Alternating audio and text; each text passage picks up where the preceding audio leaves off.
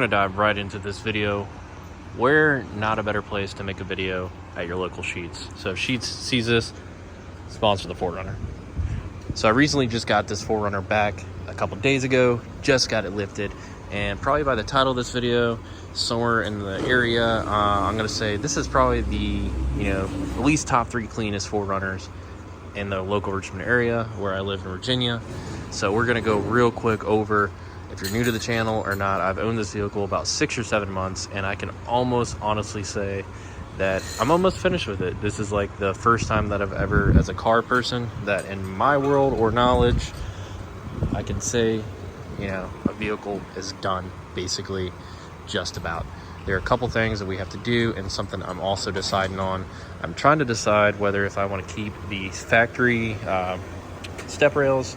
These are easy to remove, obviously, but I don't want to do the rock sliders. I honestly don't like the way they look, but we could do, maybe if Infab has the step rails, or the ones when you open the door and close, they come out and go back under the vehicle itself. I think they're like ampage or amp or something like that. They're a little more expensive, but it is an option, and I think it would look really good on these. But at the same time, I still like the factory rails. But let's go ahead and go over the stuff that we've done to this vehicle so far, basically tackling everything. So we're going to start with foremost the one thing that I get asked, requested or asked all the time: what wheels and tires? Method race wheels. They are 17-inch wheels. Didn't have to have any spacers or the wheel hub ring whatsoever. And these are Toyo Open Country AT3s. They are 265 7017, and you can see we did the Baja rack. Under the hood, we have the Snowbound Customs reservoir tank. It is an aluminum tank. It sits right in the factory place, and we have the spiker hood struts, so it keeps the hood up without the hood prop. And going to the front, we have the TRD or Raptor grill light itself, and it says Toyota. Has held up very well. We have the taco badge in the color that kind of matches the 4Runner, in my opinion. The Oxydo beam LEDs for the headlights and fog lights. Yes, one is out. That will be fixed shortly.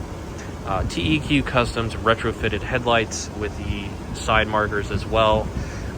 Best investment I can think of, honestly. Helps you see tremendously a lot better, and I don't know, it just looks good in my opinion. So these are the only thing that are probably super expensive, but you will be waiting, but it is definitely worth it.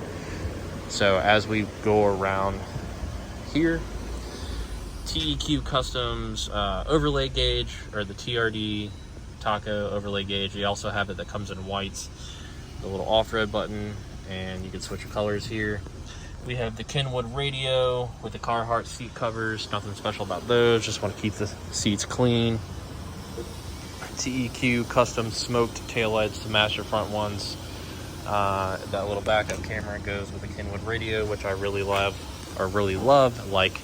And the Chase or Snowbound Customs Chase lights. These are the Baja lights with their Snowbound Customs spoiler. I had painted. They actually have the option to have it painted on the website. I had somebody local do it for me. And what I love about the 4Runner is the back window comes all the way down. All the Toyotas, I believe, do that, though, as far as the SUVs and trucks. So, yeah, everything else that has been done was done through the suspension, besides the RCI skid plates. So I have the engine, transmission, and transfer case skid plates. I'm not going to get under the car for that, or truck. So we're going to dive real quick into this Dobinson IMS lift kit. It is up to 3 inches, I believe. This should be around 2.5, close to 3. I haven't measured it whatsoever. Kind of let the truck settle a little bit. So it is like a coilover thing, which I'm used to. I paired it with the JBA upper control arms. Went ahead, figured it was either between those or the Total Chaos. Went with these. They're a little cheaper, but they had a lot better reviews, especially for not having to do as much maintenance or something like that to these. So I kind of went with a more simple one. And the only issues that you have when you're lifting the third gens is the CV axles. The rubber boots extend a little bit or rub. So I went ahead and got the Napa or Track Motive ones from Napa. So I'm actually taking this tomorrow to get that done. And then the PCK kit, they couldn't do at the shop, so I have an appointment at Davis Off-Road. If you're local or know of them, They do really good work from what I've known. This is my first time actually taking a vehicle to them. So the PCK is the pan hard bar correction kit. Just two little like steel mounts that they have to cut and weld to fit properly so that they can put the pan hard bar correctly, so where the geometry recenters the diff as you lift trucks or 4Runners. I guess in this case a 4Runner. But I also have the core 4x4 pan hard bar. You don't need both from what I've been told, but I already have both parts, so we're just going to have both installed.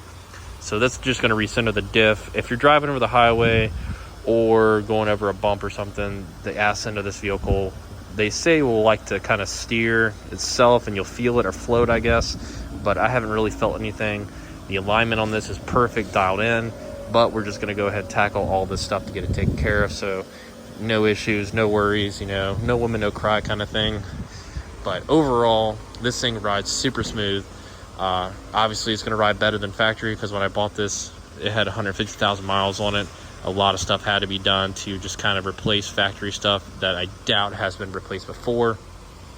But overall, guys, this thing is such a like peaceful drive. It's not like the Mustang where if something breaks or something, like, you know, replacing a clutch, transmission, engine, all the stuff that I've had to do or had to stop, figure out a different vehicle or something like that, because, you know, when you order something, it just, you gotta wait a couple days or hopefully it's in stock. You know, this thing, if I need to go pick up a part right off the shelf, I can.